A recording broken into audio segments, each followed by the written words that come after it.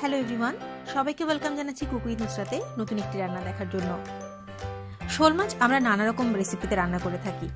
আজকে শোল মাছের একটা একটু অন্যরকম রেসিপি করে দেখাবো, সেটা হচ্ছে নারকেলের দুধ দিয়ে শোল মাছ ভুনা। এখানে মাছের টুকরোগুলোকে আমি একটু দেখিয়ে দিচ্ছি। মাছ এবং মাথার অংশ মিলিয়ে বেশ কিছু টুকরো আমি নিয়েছি, তবে নর্মালি যেভাবে আমরা শোল মাছ পিস করে থাকি সেটা থেকে কিন্তু একটু ছোট টুকরো করে নিয়েছি। এখন সামান্য হলুদ এবং লবণ দিয়ে মাছটাকে আমি কিছুক্ষণের জন্য ম্যারিনেট করে রাখবো।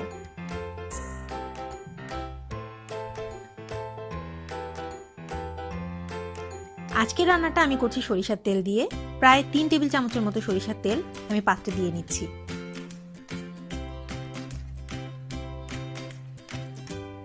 তেলটা খুব ভালোভাবে গরম হয়ে গেলে হলুদ লবণ মাখানো মাছের টুকরোগুলোকে এপিট ওপিট একটু হালকা করে ভেজে তুলবো। খুব বেশি লাল করে ভাজার প্রয়োজন নেই, জাস্ট মাছের র ফ্লেভারটা যেন চলে যায় সেজন্যই একটু হালকা করে ভেজে নেওয়া। মিনিট 2 নাড়াচাড়া করে মাছটাকে আমি একটা অন্য পাত্রে তুলে রাখছি। এখন এই একই তেলের ভেতর আমি দিয়ে দিচ্ছি কিছু পেঁয়াজ কুচি এবং কাঁচামরিচ ফালি।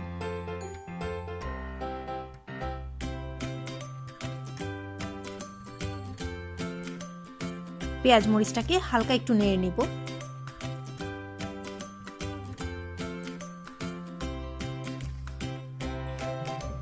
পেঁয়াজটা একটু নরম হয়ে আসলে আমি দিয়ে দিচ্ছি 1 টেবিল চামচের মতো রসুন পেস্ট, 1/2 টেবিল চামচ আদা পেস্ট এবং 1/2 টেবিল চামচ জিরা পেস্ট।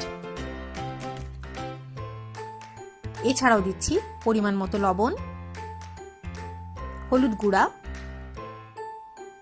প্রায় 1/2 চা চামচের মতো শুকনা মরিচের গুঁড়া, সামান্য একটু গরম মশলার গুঁড়া এবং ঠিক ওই একই পরিমাণে একটুখানি ধনিয়ার গুঁড়া।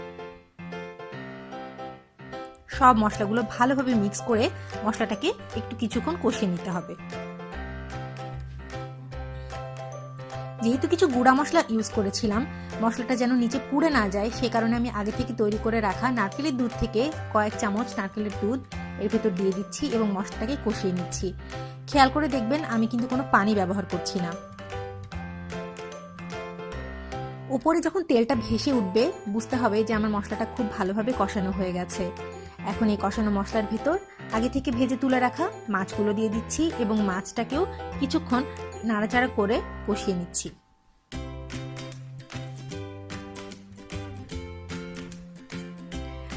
প্রায় 7-8 মিনিট কষানোর পর বাকি যে নারকেলের দুধটা ছিল সেই নারকেলের দুধটা এই কষানো মাছের ভেতর দিয়ে দিচ্ছি।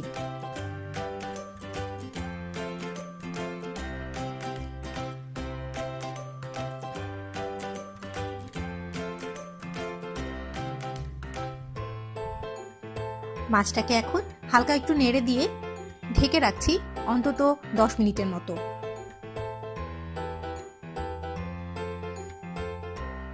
10 মিনিট পর দেখুন মাছের ঝোলটা কিন্তু বেশ কমে এসেছে এবং গ্রেভি হয়ে এসেছে।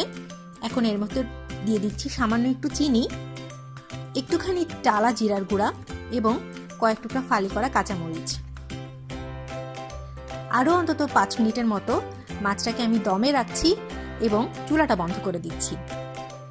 মাছের তরকারিটা কিন্তু একদম রেডি। শোল মাছের একটা একটু অন্যরকম রেসিপি আজকে করে দেখালাম, আশা করছি যে সবার ভালো লাগবে।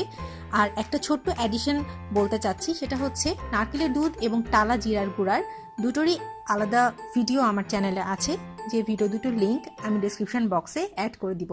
যদি কারোর প্রয়োজন হয় তাহলে অবশ্যই ডেসক্রিপশন বক্স থেকে চেক করে দেখে নিতে পারবেন।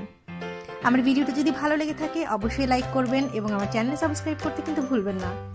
অনেক ধন্যবাদ সাথে থাকার জন্য।